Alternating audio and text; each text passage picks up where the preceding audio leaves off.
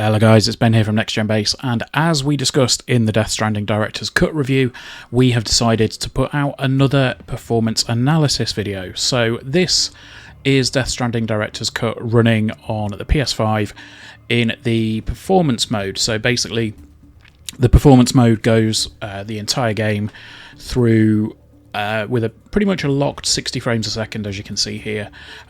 It doesn't hit 4K native, but that's kind of by design. So the whole point of the two options that you get, really, one is to give you a solid 60 frames a second with a variable resolution. The other one is to give you kind of a native 4K. I'm not 100% sure if it is completely native, but it wouldn't surprise me because it does look really sharp.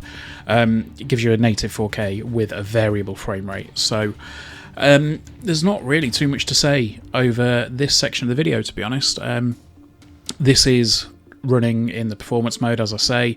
You can see here, even on the racetrack, when things get a little bit quick, a little bit heavy, a little bit hectic, it still keeps up at that solid 60 frames. And yeah, it still looks really good. You know, I don't think it necessarily has any issues looking all right. It's just that dip in resolution. So I think Digital Foundry, I think, have already done something on this where they kind of say it basically hits around 1800p or so.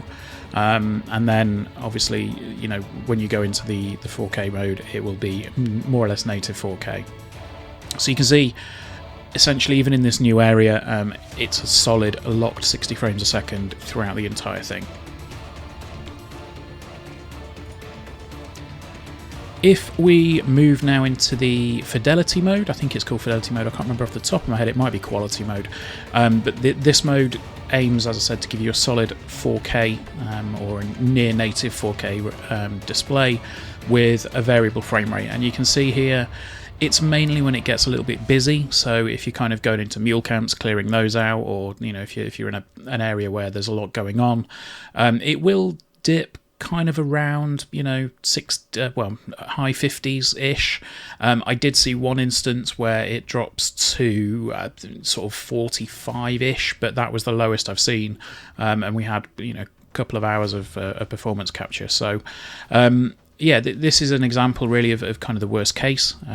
It just goes through, you know, high 50s at best, and it looks really good. The water is actually something that has improved since the original game. So, and this is another area here where again we are in Fidelity Mode, and the frame rate just wavers around 50, 58, 59. So this is another example, along with Deathloop recently, where these games, these are the perfect examples for why Sony kind of needs to get the finger out and get VRR implemented on some displays. If you're running a display that's capable of variable refresh rate, you know, the LG C10, C11 OLEDs, for example, perfect examples of those TVs because they will have variable refresh rate in them, and it's a game changer for some Xbox games. You know, if it can't quite reach a stable 60 frames a second, if you enable VRR, you don't really notice the fluctuations in frame rate because the actual display refresh rate will alter as the frame rate of the game alters as well. So it gives you that smooth experience, even though it's not quite you know, smooth frame rate. But I just think Sony needs to kind of make this a priority for the next firmware revision. I know they've said that they're looking into some firmware issues, or you know, some firmware revisions going forward. But yeah, to me, this is the one where really I think this is where they need to focus a lot of their attention on. And this is where it gets very interesting, because I actually skipped over this mode when I did the review, so you know, hold my hands up on that one. But there is the widescreen option. Now the widescreen option adds these two black bars across the top and the bottom, as you can see, but it does widen the field of view for the game. So you get this kind of bigger field of view for Sam. Everything kind of looks a little bit more epic, I suppose you could say.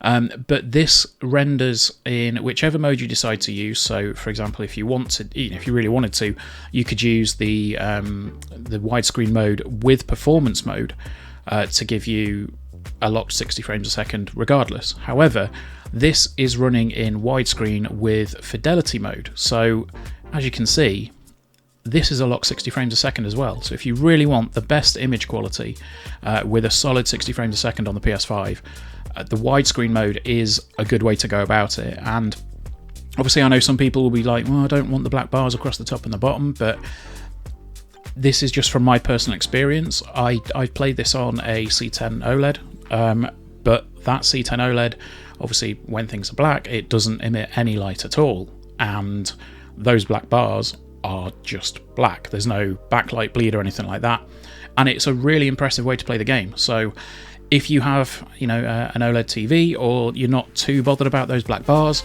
this is probably the way that I'd recommend playing the game, because it is just superb.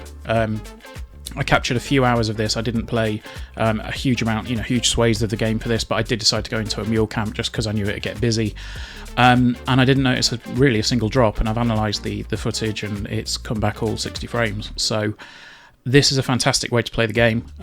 If you are on the fence about what you want to do with, how you want to play it, this is honestly the best way from what I've found. So hopefully you guys have enjoyed that. Do let us know in the comments, how are you playing Death Stranding Director's Cut? Are you playing it in performance, fidelity, widescreen, not widescreen? And are you looking forward to VRR? Because it's something that I honestly think needs to come in sooner rather than later for the PlayStation 5. So okay guys, thank you for joining us. If you have enjoyed the video, please do drop us a like, leave us a comment and subscribe to the channel, and we'll see you soon for a lot more content. Alright, take care, bye bye.